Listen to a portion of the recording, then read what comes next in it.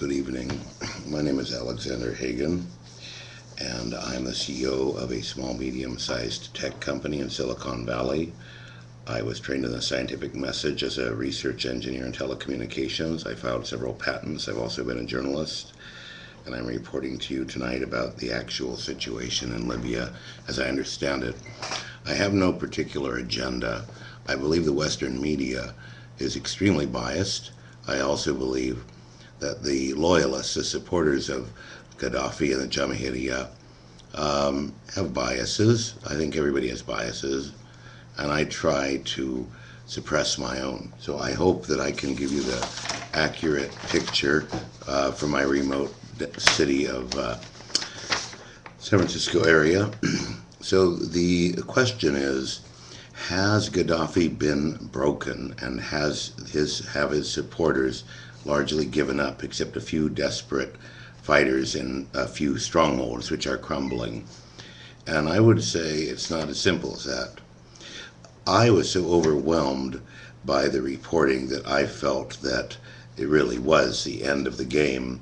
But I went through everything once again, and I think it isn't quite so simple. So the first issue is, let's look at the current constellation of forces that are aligned against Gadaffi. So Libya has a population of 6 million. So one thing we have to look at is, why are the rebels, with unlimited funds, unlimited weapons, NATO bombardment, encircling the city of Sirte, which is in the center of Libya, and Beni Walid, which is in the center west, having so much difficulty in actually breaking those two cities, especially considering they've cut off water and food to the cities, which I don't believe is illegal, and I don't believe the Red Cross has access to the two cities.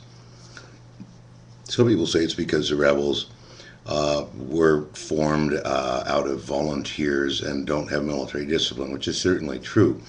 So I looked at the brigades.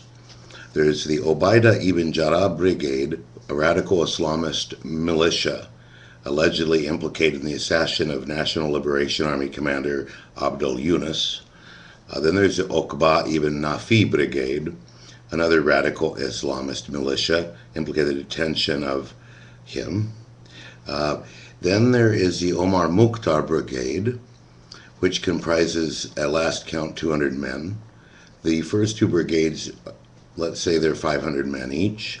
There's the Ali Hassan al-Jaber Brigade, based in Baida, probably around 200 to 400 men. The Jabal Martyrs Brigade, which is about 125 men. The Martyrs of Abu Salim, also based in Baida. The Zawiya Brigade, trained to take Zawiya Shahid Brigade, based in and around Misrata, considered an elite unit in the rebel army. Misrata Brigade, this is a brigade that calls itself the Brigade to Purge Slaves and Black Skins, who ethnically cleansed the city of Tawerga. Tawerga is near Misrata, and was used to shell Misrata. So the Misratans were very angry, and there are old ethnic tensions. Apparently, the Arab people of the Maghreb have a historical racism towards blacks overall, and in these conflicts, these ethnic tensions get flamed. And this is really not going to help the TNC, because there's been so much widespread persecution of blacks in Libya by the rebels, or what is the TNC constellation of forces, that they have alienated probably 1 million people in the country for a good long time. Then we have the Black Brigade, based in and around Misrata, the Swedi Brigade, the Al-Hurriya Brigade, the Faisal Brigade, based on the outskirts of Zli 10, the Ariza Brigade, based on the Libyan coastal highway between Misrata and Tripoli, of 1,300 men, the Tripoli Brigade, originally based in Nalut in the Nafusa Mountains, which is where the Berber are, or the Western Mountain tribes, and numbering about 1,300 men. And this was the elite of the rebel forces, was trained to take Tripoli. They are based in Tripoli, since the city was put under the control. So this would be the brigade of Belhaj, presumably, the Abu Salim brigade in eastern Libya. I think I mentioned the martyrs of Abu Salim, the Sabrata brigade in the Nafusa mountains, trained to take Sabrata, the Zawura brigade, trained to take Zawura, also based in the Nafusa mountains, the Martyr Wassam Kalia brigade, based in western Libya, comprising 300 fighters, the Coastal brigade, based on the Libyan coastal highway, the Nalut brigade, the Kaba brigade, the Jadu brigade, the 28th of May brigade, trained to take Beni Walid, and the Victory unit, based on the road between Misrata and Beni Walid, and the Sabah brigade. And I'm sorry if I repeated them. Now, the interesting thing about this is if you add all these brigades up, there's about 20 of them. And if you average 800 men each, that would be about 16,000 men. But some of these brigades are only 100 or 200 men.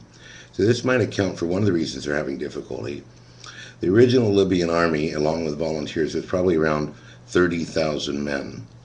And it's been pounded by NATO largely, and probably half of them have been assassinated from the air, since it's not very sporting to simply use an aerial system to completely murder an entire army. You'll forgive my emotion, but I think there's a certain element of a chivalry that should be in combat, and just destroying people without having a chance to fight back seems unfair.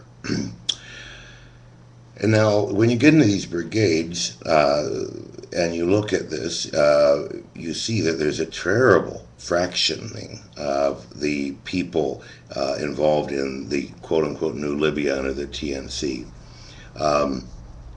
So you've got the people in the east, and you've got some reformists. So now we have to go back. So in 1969, there was a coup against a, let's call him a corrupt king, who was more or less a Western puppet.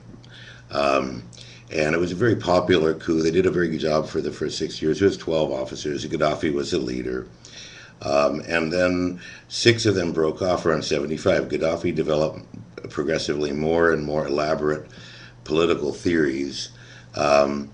This theory basically was that any kind of elections will always be end up getting under the control of an elite. So he tried to develop a system where the people directly had the power, and he even officially resigned in 77, although it was a tightly controlled society, what some would call police state. And he really got himself in a bind by supporting revolutionary movements all over the world, including Nelson Mandela on the good side, and many people that most conservative or non-political people would find surprising or odious. He supported the Sandinistas in Nicaragua, and they were far better than the Somosistas before them. He supported the IRA. He supported a lot of revolutionary movements. He felt that it was his duty to aid anyone. So he was very fearless. He also pissed everyone off by going to the Arab League meeting and saying that the only thing we have in common is this room. We all hate each other. We deceive each other. Cheney was a friend of Hussein. Rumsfeld was a friend of Hussein, and they hung him. This could happen to any of us. He went to the United Nations, and he called it the Security Council, the Terrorism Council.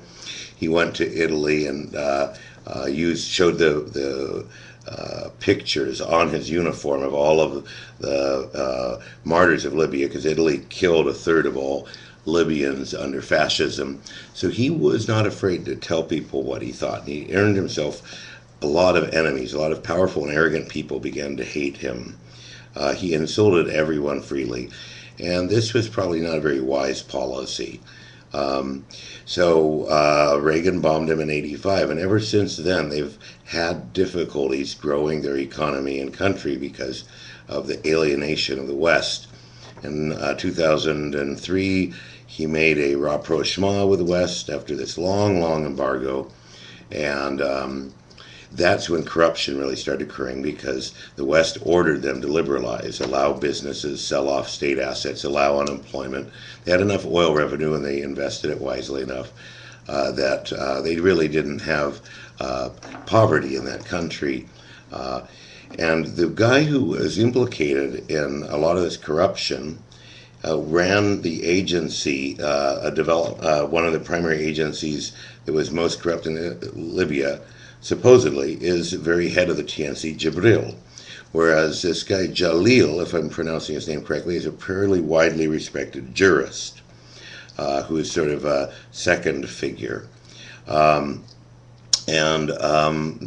two big commanders, Belhaj is a man who's been implicated with very extreme jihadism, what they call Al-Qaeda, although I personally think that Al-Qaeda is a word that we sort of, in fact, the West created that word and then bin Laden adopted it. Bin Laden was very weak at the time that we invented the name Al-Qaeda. It was a very small group, and now we use it. It ended up becoming sort of a self-fulfilling prophecy. So these groups are incredibly fractured. They fight amongst themselves. They literally open fire amongst themselves. And they haven't been virtually successful in any battle other than the storming of Tripoli, which was accomplished with enormous, massive NATO bombardment. They literally just laid an avalanche of fire and steel down the road. There was one military commander who defected. And then it was basically the Berber along with the jihadists. And the Berber are a earlier people prior to the Arabs. They're obviously of mixed blood now after hundreds of years, but they were in Africa, 1,000 years before the Arabs came to Libya. And they are not liked in any of the countries. They have a reputation of being thieves, but they're considered very good fighters. So they don't actually get along with any of the other factions. They have their own agenda. The Jihadists have an agenda. The legitimate reformists, educated people who are tired of waiting for Libya to reform. People have gotten tired. Many people love Gadaffi,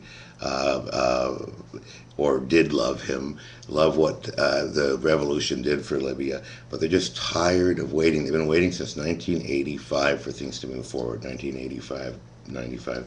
That's 26 years. So people are torn between this foreign invasion of all the colonial powers against their country and the desire to move forward. They're torn between resisting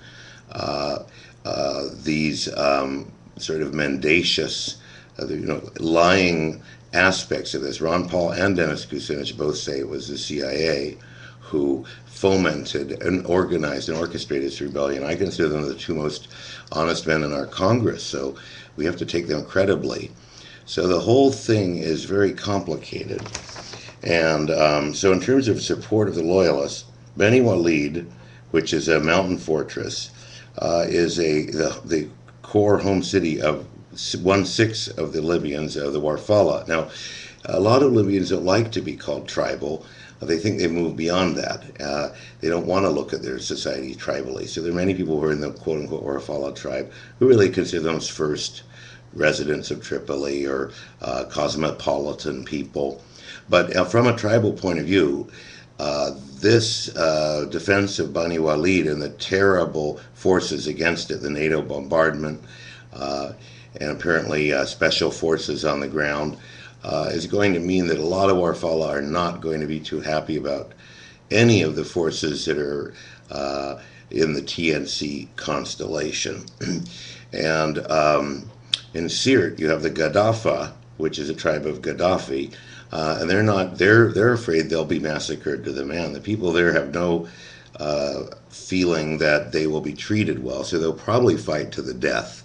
There have been allegations of mustard gas use there, which I haven't investigated, but they should be investigated.